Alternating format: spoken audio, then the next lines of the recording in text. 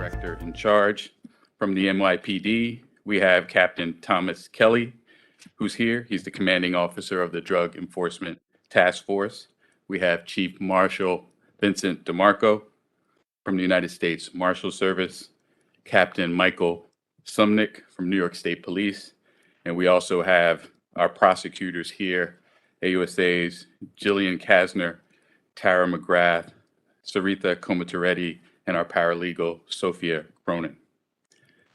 We are here today to announce the extradition from Colombia of one of the most dangerous, most wanted drug kingpins in the world, Dairo Antonio Úsuga David, also known as Otoniel, to whom murder was meaningless and violence the ultimate currency. For the last decade, Úsuga David has been the principal leader of the Clan del Golfo, or CDG, the most powerful paramilitary and drug trafficking cartel in Colombia. He is responsible for trafficking vast amounts of cocaine, measured in tons, not pounds or kilograms. He earned enormous profits, measured in billions, not millions. He oversaw an army of henchmen who murdered, kidnapped, and tortured victims, including Colombian law enforcement and military personnel. He did this to maintain control of the cartel and the regions where it operates. His direct orders to his thousands of military-clad followers sent a ripple effect of drugs, death, and destruction to every community his cocaine shipments touched, from Colombia to right here in the Eastern District of New York. Today, he will finally face justice in a federal courtroom right here in Brooklyn for charges based on his role as the supreme leader of the cartel. Úsuga David is charged in a 3-count superseding indictment with leading a continuing criminal enterprise from June 2003 through October 2021, and participating in an international conspiracy to manufacture and distribute cocaine, knowing and intending that the drugs would be illegally imported into the United States. Those are the charges, and the details about Úsuga David and his lethal organization are chilling. So the CDG is one of the largest distributors of cocaine in the world, also known as Los Urabeños or Clan Úsuga. They are based in the Urabá region of Antioquia, Colombia, with an army of thousands of members. At its peak, we estimate around 6,000. To put that in perspective, he had more employees than the Boston and Miami police departments combined. On the screen, you see a map of Colombia and a corridor of countries ultimately leading to the United States. In red, you can see the expansive territory under CDG control, much of which consisted of coastline. Within the territory under CDG control, you can see the Antioquia region, which served as the CDG's base. You can see the Gulf of Urabá and 3 important port cities along the Pacific Ocean to the left and the Caribbean Sea to the right.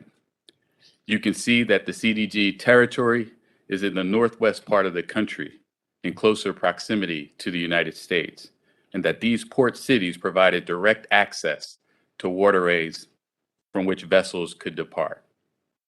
And by the blue dotted lines, you can see some of the cocaine export routes departing from these areas that the CDG utilized to smuggle drugs into the United States.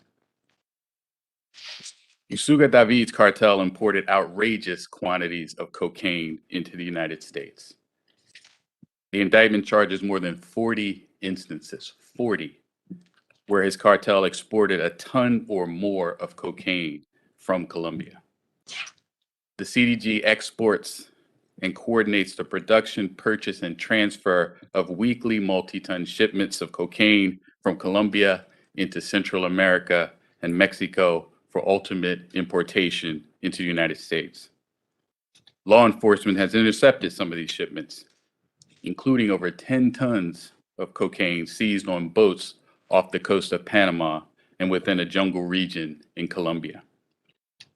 As a high-ranking leader of the CDG since its inception and its CEO for the past decade, Úsuga David directed his army to commit brutal acts of violence, terror, and retaliation, to exert control over vast territorial regions of Colombia and its people, and to export staggering quantities of cocaine destined for the United States. This was incredibly lucrative for him and earned him and his cartel billions in drug proceeds. The illicit drugs that were sent to the United States caused addiction, violence, and death, and tragically eroded the quality of life for residents of the communities affected, including within the greater New York City area and the nation more broadly. The CDG's drug trafficking activities funded and enabled Úsuga David's rise to power. And the CDG used military tactics and weapons to control the most lucrative cocaine trafficking region within Colombia. Its paramilitary organization, thousands of soldiers, including sicarios or hitmen as they're called, murdered, assaulted, kidnapped, and tortured and assassinated at Úsuga David's direction. And the CDG imposed a tax on any drug traffickers operating in its territory, charging fees for every kilogram of cocaine manufactured, stored, or transported through the region.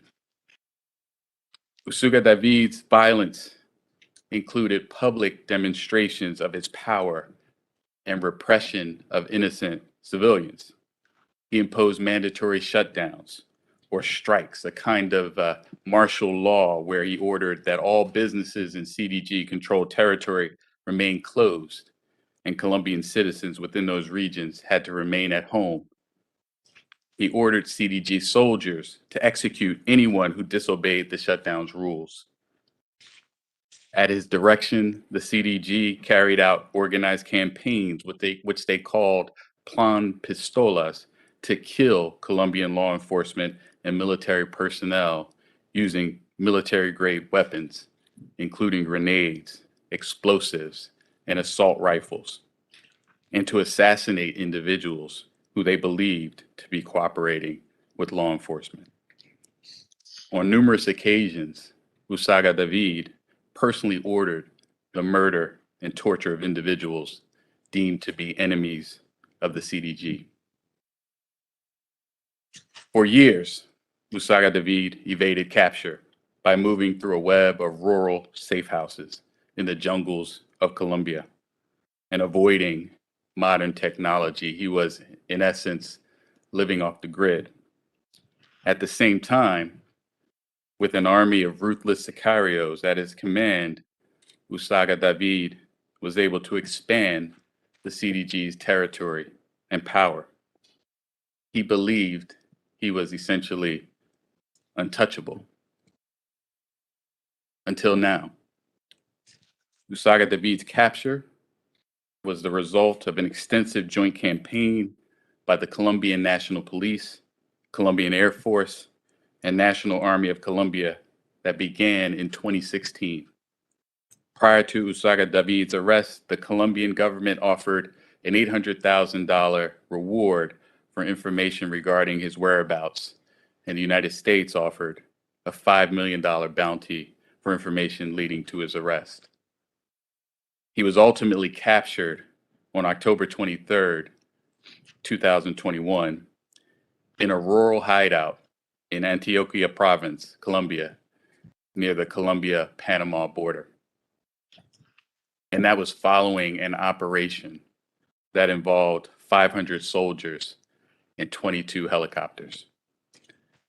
President Iván Duque of Colombia described the operation as, quote, the biggest penetration of the jungle ever seen in the military history of our country, end quote.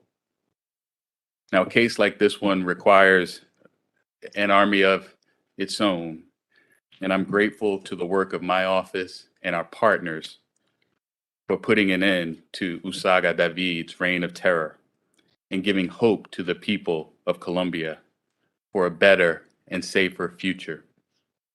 To the people of Colombia, we are committed to seeking the truth about Úsuga David's crimes and those who helped him. We want to ensure that they face the consequences for those crimes. And we're committed to recovering ill-gotten gains to return to the victims and their families. I'd like to give a special thanks to the DEA, HSI, NYPD, and FBI agents who worked tirelessly on this case over many, many years.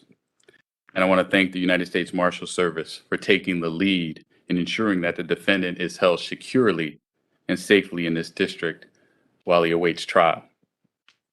I'd also like to extend my deep gratitude to the President of Colombia, the Colombian Attorney General's Office, the Colombian National Police, the Ministry of National Defense, Ministry of Justice, and the Ministry of Foreign Affairs. The Republic of Colombia and its law enforcement officers have risked and too often lost lives in the pursuit of this evildoer. And the Colombian people have suffered greatly at the hands of Úsuga David and the CDG. We will honor their sacrifice and honor Colombia's commitment to combat narco trafficking by pursuing justice in this case for the victims and their families. I'd also like to acknowledge the tremendous work done by the Department of Justice's Office of International Affairs and the Criminal Division's Narcotic and Dangerous Drugs Section, judicial attachés in Bogota, Colombia, and their Special Operation Division trial attorneys. And finally, I'd like to thank the United States Attorney's offices in the Southern District of Florida, the Middle District of Florida, the Eastern District of Texas, and the Southern District of New York for collaborating with us in this case. Prosecutors from those offices have demonstrated extraordinary professionalism and dedication by offering their assistance in furtherance of the case here in the Eastern District of New York. And at this point, I'm going to turn it over to DEA Administrator Ann Milgram. Good afternoon. The charges against Otoniel should send a clear message to the leaders of drug cartels around the world. If you traffic deadly poison, if you use violence and fear to gain power, if you target law enforcement, if you destabilize countries for your profit, and if you run a drug cartel that harms the safety, health, and security of the American people, then the Drug Enforcement Administration will stop at nothing to bring you to justice. The United States is today in the midst of a devastating and unprecedented overdose epidemic. An American is dying every 5 minutes in our country. International drug cartels are responsible for the vast majority of drugs on our streets today. 90% of all cocaine in the United States of America comes from Colombia. So DEA is proud to announce, in partnership with the U.S. attorneys and with our federal, state, and local law enforcement partners, that today we are bringing Dairo Antonio Úsuga David, known as Antonio, to justice. Otoniel is charged with being the leader of the Clan del Golfo drug cartel. That is the largest drug cartel that is operating in Colombia. It has coordinated the production, the sale, the transfer of multi-ton shipments of cocaine from Colombia to Mexico and to Central America, all of which has a destination of the United States. Its 4,000 plus members use violence and intimidation, including deliberately targeting and attacking members of Colombian law enforcement to maintain their control over the Colombian cocaine trade. The Clan del Golfo has aligned themselves with the two largest criminal drug networks in Mexico, the Sinaloa cartel and CJNG. Those are the two most significant cartels in Mexico, and those are the two cartels that are today responsible for the vast majority of fentanyl that is flooding into the United States. The Clan del Golfo's cocaine is frequently mixed with the Mexican cartel's fentanyl, creating a deadly combination that is killing Americans. The indictment alleges that between the years of 2003 and 2021, the Clan del Golfo cartel attempted to import over 90,000 kilograms of cocaine into the United States. And to give you a sense of the scale of that amount of cocaine, the DEA estimates that the street value of 90,000 kilos of cocaine today is over 2 billion United States dollars. Cases like this are made because of the drive, the tenacity, and the diligence of the incredible men and women of the DEA and of our federal, state, and local law enforcement partners.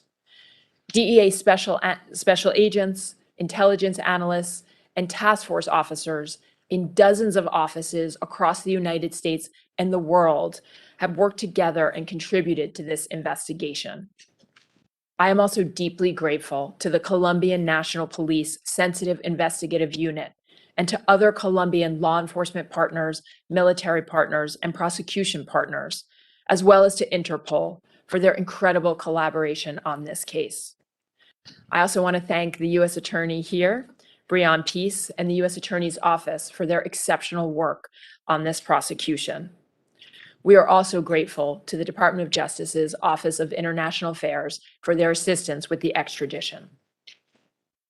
At DEA, our work in Colombia to dismantle the Clan del Golfo cartel carries on. This case is a part of that effort. And in just the last year, we have made over 115 arrests. We have seized hundreds of weapons and tens of thousands of kilos of cocaine. Today's extradition should send a clear message to leaders of drug cartels all over the world. The DEA will relentlessly pursue anyone, a local street drug dealer, a money launderer, or the head of an international criminal drug cartel who threatens the safety, the health, and the security of the American people. Thank you. It's now my privilege to turn it over to our partner at HSI, Ricky Patel.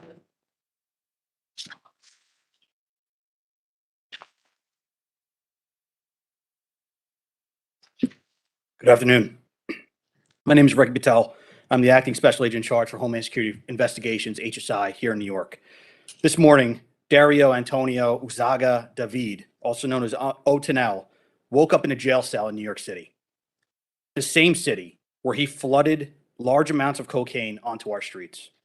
As the alleged leader of the Clan del Golfo, or CDG cartel group, drug cartel group, this complex investigation spanned years and focused on the CDG, a paramilitary group widely known as one of the most powerful international drug trafficking organizations in the world. The CDG's dominance in Colombia has facilitated the exportation and international distribution of illicit narcotics on a global scale. From South America to Central America, Mexico, and ultimately the United States and Europe. Today and every day, HSI special agents fulfill our sworn duty to ensure national, border, and economic security. We cannot and will not stand idly by as transnational criminal organizations target our citizens as a means to profit, with blatant disregard for the health and safety of our citizens. Drug traffickers pretend to be fearless individuals, but the one thing they're all fearful of is the long arm of the United States government. That was clearly just demonstrated yesterday when Otoniel took a one-way flight from Colombia to John F. Kennedy International Airport to answer for his heinous crimes. His face said it all. Not happy to be visiting this great city, he walked off the jet as a defeated man. And rightfully so, as alleged, his sicarios, or hitmen, murdered and kidnapped for years on his behalf. They should be nervous too. Our work does not stop today. We all know too well that tackling this complex threat involves a united, comprehensive strategy and an aggressive approach by multiple entities across all forms of government. HSI special agents remain committed to protecting the homeland by investigating and bringing to justice those criminal networks who seek to flood our streets with poison while financially benefiting from those ravaged by addiction. To the individual that attempts to take over as the leader of the CDG cartel, know this: we have a jail cell waiting right for you, right next to Otoniel, and you've been warned. Large investigations such as this one take a team effort. I stand in solidarity with our partners here and afar, especially Mr. Breon Peace, the United States Attorney for the Eastern District of New York, the United States Marshal Service, the DEA, the FBI, the NYPD, and the New York State Police. It's my honor to introduce Mike Driscoll with the FBI.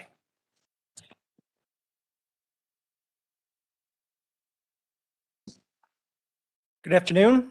Thanks everyone for joining us today.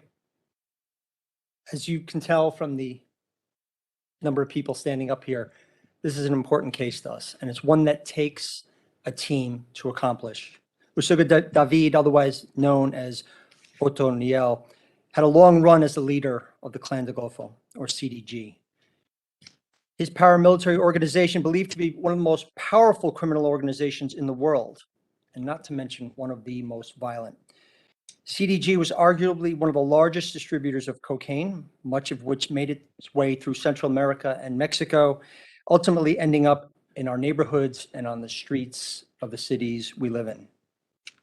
CDG's army was unmerciful in their reign of violence, and their victims included competitors, rivals, witnesses, civilians, law enforcement, and military personnel, just to name a few.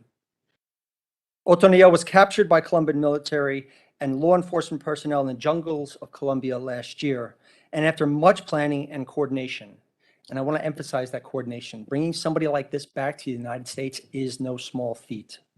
He was brought back to New York, and he will now face the American criminal justice system to ensure he's tried for these alleged crimes. And as I mentioned earlier, it takes a tremendous amount of cooperation and coordination to pull something like this off.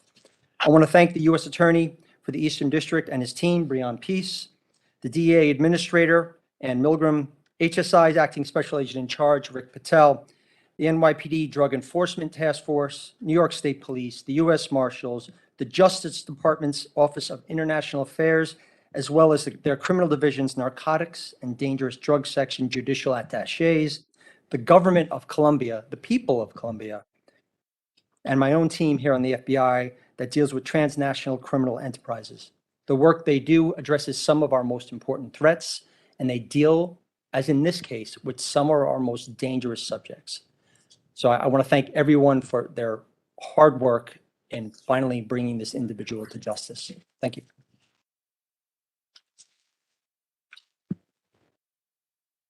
We'll take a few questions. Thank you. I'm Alejandro Rincon with RCN TV and 24 International News. Before the extradition of alias Otoniel, there was a big debate in Colombia on whether or not Colombian authorities will be able, throughout this process, to access defendants in order for them to be able to advance with their own investigations. So I wonder if you could talk to us a little bit about cooperation with Colombian authorities and whether or not they will be able to advance with their own investigations as alias Otoniel is here in New York. Yes, I would say, as each of the speakers have said before, we had great cooperation from our colleagues in Colombia, and we thank them for all that they've done to facilitate this extradition. In terms of your question about cooperation and access, I think we will continue to cooperate with authorities in Colombia with respect to our investigations, with respect to Otoniel, Úsuga David, but also more broadly with respect to other drug traffickers and members of the CDG. I won't get into specifics about exactly what that will look like going forward, but you can rest assured that we continue to partner with them more broadly on our efforts to combat drug trafficking. How big a part did he play in bringing drugs into the city? And since his arrest, how has that changed, if at all? So I will say that he played a big role. He was the leader. As we said, he was the CEO of the CDG and commanded thousands of members of that organization in connection with drug trafficking activity. So played the lead role in our view. I'll defer to my colleague Ann Milgram if there's anything further to talk about post arrest of Antoniel. But one second. No worries. But the fight continues. The trafficking, unfortunately, continues. CDG and Mr. Úsuga David, of course, are not the only ones who are seeking to traffic drugs into our country, and we will be continuing to combat that. And I was talking specifically New York City. How big a part did he play in bringing drugs into New York Well, New York, when he stopped? yeah, and I can't quantify the amounts of cocaine that he trafficked that ended up in New York. What I can say, and you see this in the superseding indictment, he was responsible for multi-ton shipments of cocaine into the United States. New York is one of the largest drug markets, unfortunately, in the country. So our expectation is that those drugs, many of which landed on the streets of New York as well. I don't know. Okay. I have a question about, you mentioned that you're going to keep working, and of course, it's been mentioned that he was working with the Cartel Nueva Generación in Mexico and Sinaloa to expand their business. How corruption is part of this in terms of governments involved in the possibility of using their countries? We know that he had routes through Venezuela, and we understand, and I don't know if there's any contact with the Cartel de los Soles in that area. And then the second part of my question is on the terms of fentanyl. You mentioned that he was involved with these cartels that are bringing other drugs that are terrible for the country, and that we have a crisis in that sense. How was he working on that end? Because most of the commerce he was doing was in cocaine. Was he partnering to try to expand the business, to try to get into that business as well? Let me first, to answer the first question, I'm not going to go beyond the allegations in the indictment and the remarks that we have made earlier during this conference. I will say, as you can imagine, that this office and our law enforcement partners here obviously investigate these crimes. And to the extent there is corruption involved, we have no hesitancy to go after corrupt officials as well. We do not allege in connection with this indictment allegations against any corrupt government officials. I'll turn it over to DEA Administrator Milgram for the second question. Sorry. I'll speak generally, not as to this specific case. What we see frequently right now is that there are a number of different organizations that are pushing drugs, whether it's cocaine or other drugs, to and through the lead Mexican cartels, the Sinaloa cartel and CJNG. And so today in the United States, it is very polydrug is what we would call it.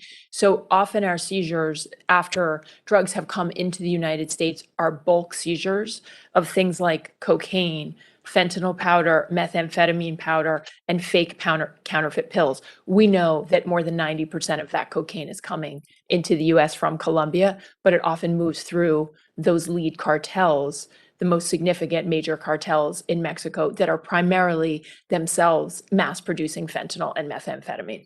Just a quick follow-up. One of the biggest problems lately had been these cases of people using cocaine thinking that they're using cocaine, but then That's right. Fentanyl. Yeah.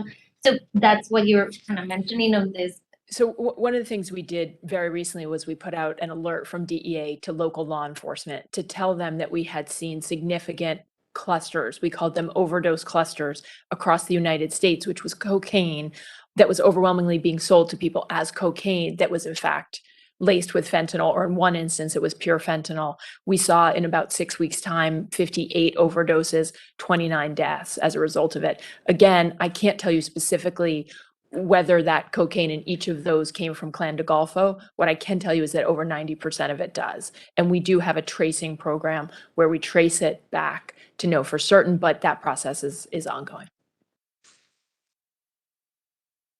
Thanks. Luke Cohen with Reuters. On the subject of continued cooperation with Colombian authorities, Gustavo Petro, the presidential candidate in Colombia, came out. It was somewhat critical of his extradition this morning, for reasons largely in line with what my colleague mentioned in the first question. So have you or anyone in DOJ been in touch with the candidate or his team, and would you expect such cooperation to continue should he be elected? I'm not going to comment on political matters. As I said, generally, I think we have a good cooperative relationship with the government of Colombia. I would expect that to continue. Sir, you talked about violence in Colombia. I was wondering if you could point to any direct instances of violence here on the streets of New York or inside the U.S. And previous reports have suggested kidnapping, human smuggling, even sex abuse by this suspect. I wonder if you can touch upon that. And for Ms. Milgram, we've seen the Honduran president brought in. We've seen El Chapo in recent years. Who's the next big target? Who is trafficker number one who you would love to see brought to justice here in the U.S.? So on your first question, we don't allege any specific acts of violence or murders or anything like that occurring in New York or in the United States. That's not included in the indictment. We do talk about, as you saw, the many acts of violence, murders, tortures, etc., that we allege that Úsuga David is responsible for. I'll turn it over to Administrator Milgram. So we are obviously, we work worldwide, and the number one priority is essentially saving lives right now. And so DEA's mission in many ways is the same as it's always been, which is to protect the safety, health, and security of the American people. But we are at an extraordinary moment in time. As I tell our team, we have 107,000 reasons to do the work that we do, because that's how many Americans have died in the past year. 66% of that is fentanyl, 30% is stimulants, cocaine, methamphetamine. And so we are tracking worldwide this exact problem. And that means we go from mainland China, where they are manufacturing precursor chemicals that are being shipped directly to the Sinaloa and the CJ and G cartels in Mexico, who are mass producing counterfeit fake prescription pills, fentanyl powder, and methamphetamine powder. And so it is going from mainland China to Mexico to Main Street, USA, where we are seeing countless unprecedented numbers of overdoses and overdose deaths. So that is priority number one. Related to that is, of course, what we see in our communities, which are, in addition to the increase in overdose deaths, increases in drug-related violence. So we are working across the United States on addressing those two things. But every single day, the question is, how do we reverse this horrific trend of overdose deaths that we're seeing? So will you name a top wanted person? Not today. Not today. Last question. May I follow up, either for the administrator or beyond, either way, to follow up on Jonathan's question? What does it do? It continues. What does it do to take the figurehead or the leader away? And is there evidence that the trafficking at all has subsided from October 2021 until now? I'll let you want to start. Or both? With America. So one of the things we're very focused on right now at DEA is that historically we have focused on the leaders of the major international cartels. I want to be very clear that that's not what has been happening here. This has been, I noted that there have been 115 arrests in the past year, as well as multiple seizures. The goal is to dismantle this entire operation. So it is incredibly significant that the leader and really the founder of the Clan del Golfo is now in custody and will face justice. But as I think the U.S. attorney can speak to, there are many others who are part of these prosecutions, and our investigations and our work continues, again, with the goal of dismantling the networks and not just the high value targets. I think that's the last. I just want to add to that. For our interests here, we violated federal law. Our priority is to keep the people of the Eastern District of New York, the people of the nation safe. And when you have trafficking of drugs, of course, into the United States, into the Eastern District of New York, there's all kinds of harm that comes from that to the people here. So our interest is to hold people accountable and to send the message that no one is above the law. And it's particularly important to go after those who are responsible for these large organizations who are peddling in these drugs that are causing so much damage. So I agree with Administrator Milgram. We're trying to take out the entire organization. And it's impactful when you can do that and take out the top. That's it. Thank you, everybody.